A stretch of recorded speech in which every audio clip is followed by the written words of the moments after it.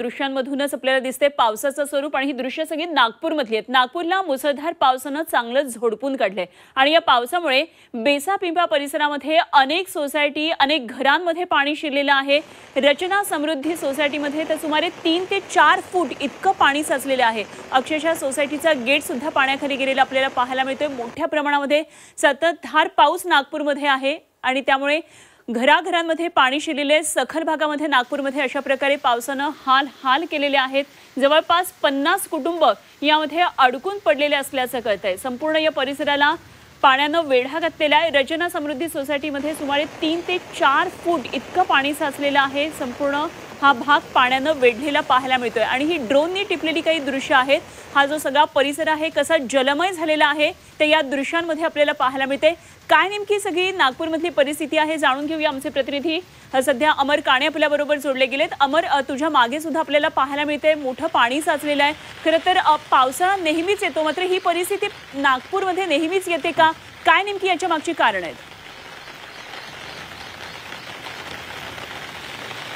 अनुपमा, खरं तर गेल्या 2 ते 3 वर्षांपासून अशी परिस्थिती येते आणि आता आपण थेट दृश्य सुद्धा बघू शकतो। आपण ही जी सोसायटी आहे तिथे साधारणतः 3 ते 4 फूट पाणी साचलेलं दिसून येत आहे। अगदी गुडघ्यापर्यंत किंवा किंबहुना कमरेपर्यंत काही घरांमध्ये पाणी घुसलेलं आहे आणि तिथले काही स्थानिक नागरिक आहेत त्यांच्याशी सुद्धा संवाद साधूया।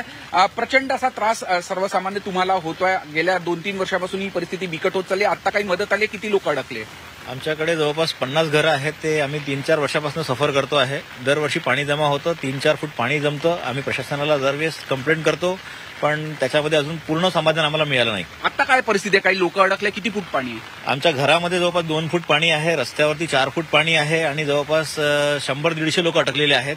50 घरं आहेत जवळपास। प्रशासनाला मदत मागितली? प्रशासनाला मदत मागितली आहे आम्ही। आली आहे?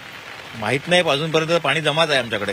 आपण बघू शकतो अजून काही नागरिक। आपण गाडी घेऊन तिथून आता आला, गाडी पाण्यात बुडाली होती, काही मदत आली आहे प्रशासनाकडून? नाही, गाडी बंद पडली आहे, पाणीमध्ये पूर्ण भिजली होती।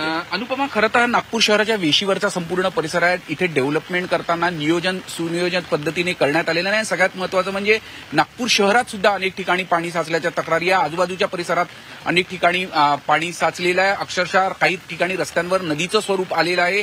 जिल्ह्यात सुद्धा अनेक नद्या अगदी दुथडीवरून वाहत आहे। काही रस्ते शहरातील बंद झालेले आहे।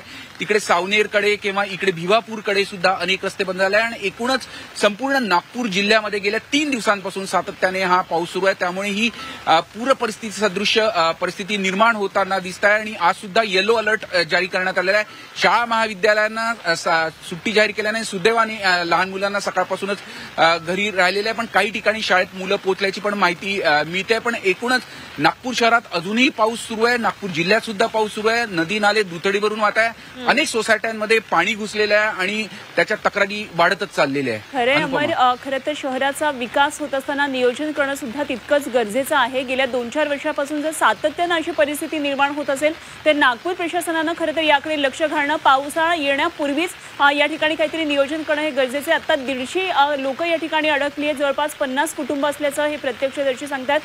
जरूर या सर्व घडामोडींवर लक्ष ठेवून राहा अमर। वेळोवेळी आपण चर्चा करूया, आणखी ताजे तपशील आपल्याकडून वेळोवेळी जाणून घेत राहू। तुर्तास धन्यवाद। अमर काणे आमचे प्रतिनिधी आपल्या बरोबर होते।